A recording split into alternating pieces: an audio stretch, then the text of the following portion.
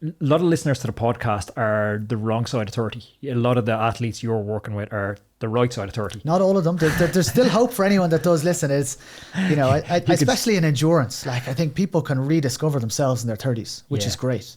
Not so much in your 40s though.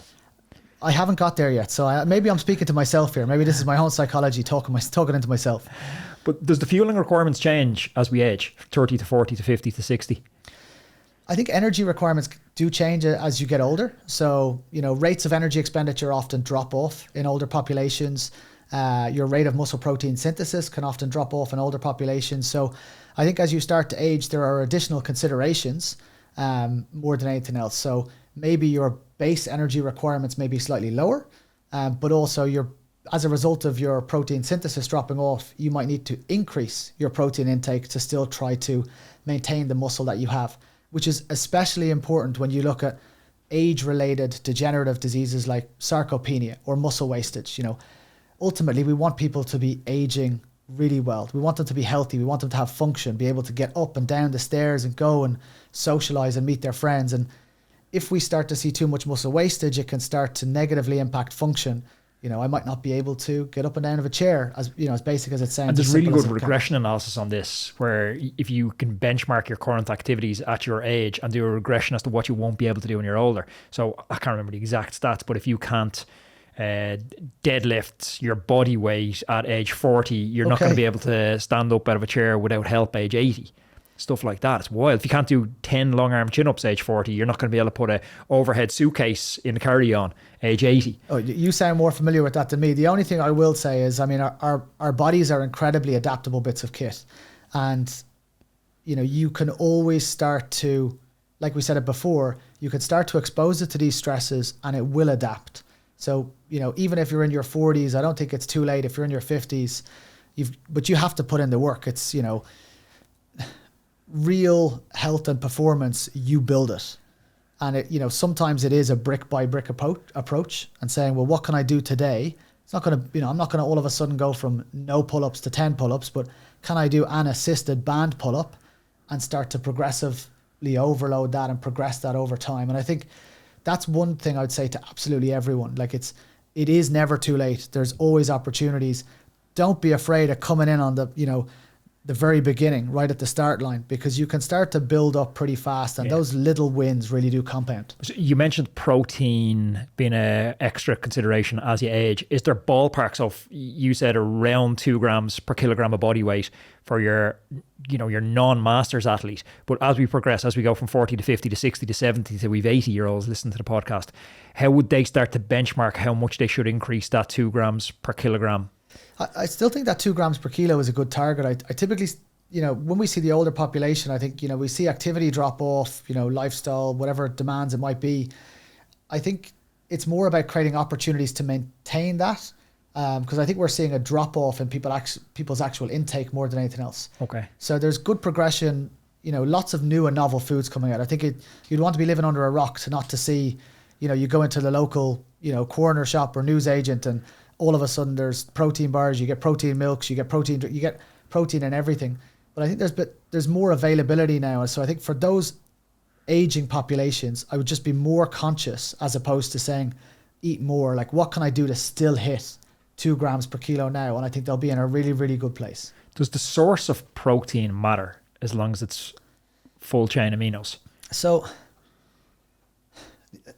I suppose you're getting into the kind of like, let's say vegetarian, vegan, let's say animal protein. Well, but almost if I'm taking in, like, back to kind of my porridge in the mornings, I'm taking in 2 scoops of whey protein with that. Like, does that differ from me having salmon fillets before? Obviously, salmon fillets might be a great example because there's a high fat component to it. The quality of protein does matter. And typically what we see is in animal-based proteins, it's not just, let's say, about having that complete amino acid profile, but they're particularly high in one amino acid called leucine. And leucine is typically that trigger for muscle protein synthesis. What we see in plant-based sources is we often see incomplete amino acid profiles, which means you often need to pair them, and we see lower leucine content. So there is, when you're looking at maintaining muscle, there, you will often, and I wouldn't say that it can't be done. I just think people who follow a strictly vegan approach, they just need to think about it more, because there's plenty of top world-class athletes who are vegan. Is there any WorldTour riders? Not that I've worked with personally. I'm sure there is, but instead of just having, let's say, a dairy source, if you're a vegetarian, or let's say eggs, meat, fish, which are great, high leucine, full amino acid profiles that will deliver the job, high quality sources we need. If you are following a vegan diet, I would consider how you start to pair a grain, like a nut, a bean, a soy, and a legume. And those sort of combination of different vegetarian sources often bring together more complete amino profiles.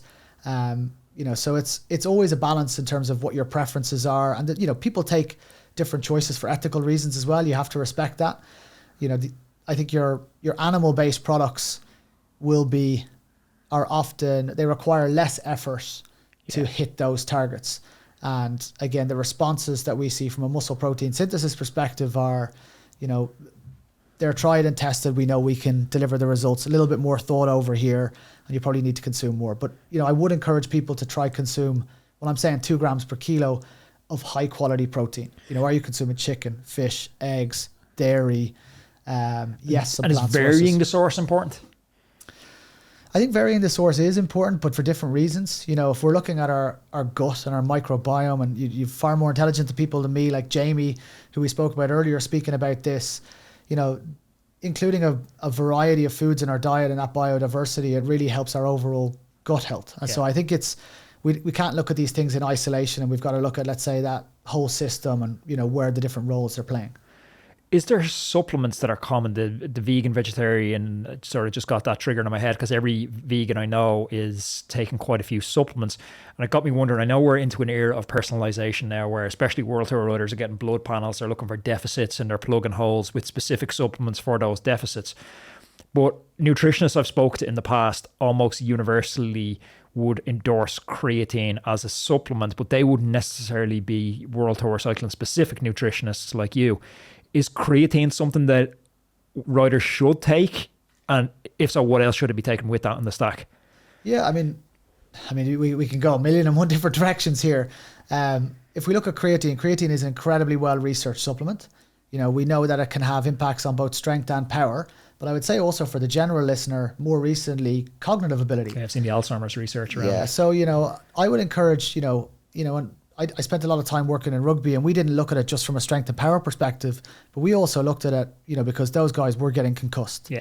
And what could we do to help prevent or help somebody with some of those symptoms who may have had a concussion and start to improve the, let's call it the brain energetics, or how that we can help somebody who's recovering from that. And there is some nice research about the role that creatine can play during that period. So let's split performance and let's split health first of all, and deal with health. Creatine from a health perspective, I think there are large benefits in low daily doses from a cognitive perspective. What's a low daily dose? 5 grams? I would say, it could be 3 grams a day for a lot of people.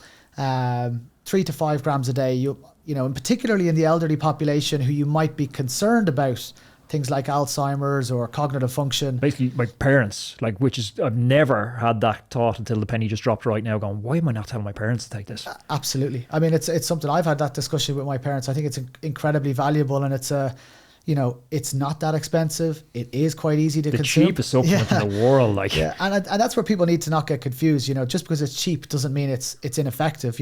Look at what else is really cheap that can have huge benefits. Vitamin D. We know that as we go through the different seasons, the majority of the vitamin D we get comes through sunlight, and it comes through skin exposure. Our arms and legs are out in summer, we'll start to top up our own vitamin D pools. But during those winter months, obviously we're dialing in from Ireland here, and I mean, there's an argument how long the winter is here, but it's grey a lot. It's grey a lot. It's got a lot better recently, but let's say October through to April. During those typical winter months, we know that we're not going to get a lot of exposure to vitamin D. It's a very cheap supplement. Anything between 1 to 4,000 IU daily is a really good winter supplement to take to help protect your immune system and maintain that. And the way you get, so I started using a Juve red light unit this year, and found it anecdotally, but found it really helpful. I don't know if I've never been diagnosed with seasonal affective disorder, but definitely just when you wake up in the morning, you look outside and it's grey skies all the time. It's very different to waking up in Girona where it's blue skies all the time. But jumping up in the morning on front of the Juve really seemed to help that, whereas going out walking the dog with a bit more optimism in my day. But I don't know, does vitamin D alone give you those same benefits that you would normally get if you're in a country that has less cloud cover of sun exposure? So, if you're in a country that has less cloud cover and it's going to be sunny all year round and you're going to be out in shorts and t-shirts, you're going to need less vitamin D from a supplement because you're probably going to get enough naturally, like you said, through the fact that it is sunny and you're outside. So I think it is really looking at those times where you're either going to be in extended periods of long sleeve clothes for months, or there's just the sun is just not necessarily out. But again, what are we trying to do with the supplement? We're not just supplementing for the sake of supplementing. We're specifically trying to reduce your risk of picking up things like an upper respiratory tract infection and reducing your risk of illness during the winter period by maintaining that. Same thing with creatine. We're trying to support that cognitive function in that, for an aging population. There's other supplements that can have a really beneficial effect as well. A daily fish oil tablet. Again, if we look at something that has a good dose of, our omega-3s, we made up of EPA and DHA to start to dampen some inflammation. Interesting. I don't take that. So what would be a good dosage for, or what am I looking for firstly in a fish oil, and then what's my dosage look like? So there's some really good research around, I suppose, if we look at omega-3 and we look at DHA around cognitive function, and then EPA again around really, I suppose, from an inflammation perspective. 1 or 2 grams of high quality fish oil a day would be a great daily dose. Not crazy expensive. It doesn't need to be. And also, if you're not consuming fish regularly in your diet, it may be something that you look to supplement. If you are, living in the Mediterranean, having a lot of oily fish all the time, full gas on the Niçoise salads, it might not be something for you. So it's also one of those things you need to consider what's beneficial. A probiotic would also be one where I think when people are starting to look at how they're positively influencing their own gut health, that could be really beneficial. So Jamie talked to me about probiotics and this kind of new fueling strategy as well. And I don't want to misquote him because I haven't. It's quite a while since we chatted. But that was one of the supplements where he was quite bullish on probiotics in this new area of carbs. I mean, he's an expert. He's the expert in the space. He did his PhD in the area, and he's an absolute wealth of knowledge. So I think it's definitely something that people should be considering. I do look at people with, multivitamins and other bits. If you're consuming enough fruit and veg daily, and like for me, I'm going to say 7 to 10 servings, which a lot of people go, geez, it sounds like a lot. But all of a sudden you have a couple of servings in your breakfast, some sliced banana and a handful of berries. You have, some salad in your lunch. You have a few vegetables with your dinner. And then maybe you add something to a smoothie for a recovery drink. Like you've hit it like that. So I think if you're consuming enough from your daily diet, you might not need to spend money on the multivitamin, but maybe you don't consume enough oily fish. Maybe fish oil is useful to include. So I think, they're kind of the broad bucket if we're looking at the health side of things. Like I said, we've got creatine, we've got fish oil, we've got vitamin D, and then we've also got our probiotic. From a performance side of things, there are definitely other supplements that can start to creep in. And it really depends on what you're trying to achieve. We look at creatine in a performance sports setting. You can load creatine. There's, you can do a fast load or a slow load. You could take 5 grams 5 times a day for 5 days. You will often see some increase in body weight. It's driven what's a big load of creatine in this loading phase? Well, that would be it. It could be often like around 25 grams a day distributed into 5 doses for 5 days. Not necessarily the best move for endurance athletes because you often see this jump in body weight that's often associated with this. How much would you be talking? It depends on the individual, but you could be up a couple of kilos of water. Okay. You could do something like a slow load, 3 to 5 grams a day for 30 days and then just maintain that. And then you could still see that to support those bigger blocks where you're actually looking to try drive more power, or, maybe you have a specific focus on the track where that becomes really important. And again, these are all the different considerations we need to think of, because maybe a fast load for a track cyclist is exactly what they want. They want more mass. They're trying to produce more force.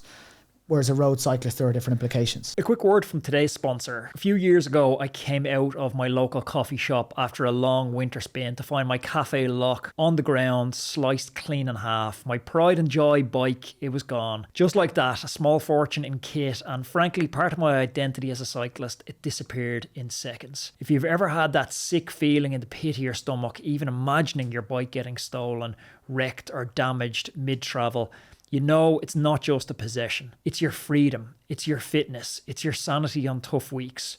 That's where BIKMO comes in. Whether it's theft, damage, crashes, racing or travel, BIKMO's got your back. Their in-house claims team makes the process fast and painless. And here's the kicker. With 50% off multi-bike cover, you can protect all your bikes and even your family or your mate's bike under the same policy. No nonsense, no surprises. But BIKMO isn't just about covering bikes. They actually care about the future of cycling itself, and that's why I've partnered with them. If you insure your bike with BIKMO today, they'll donate £10 toward trash-free trails to help clean up and protect our shared cycling spaces. So head on over to BIKMO, BIKMO.com and use the code ROADMAN to get covered, save money and support our wild spaces. All that information is in the description below.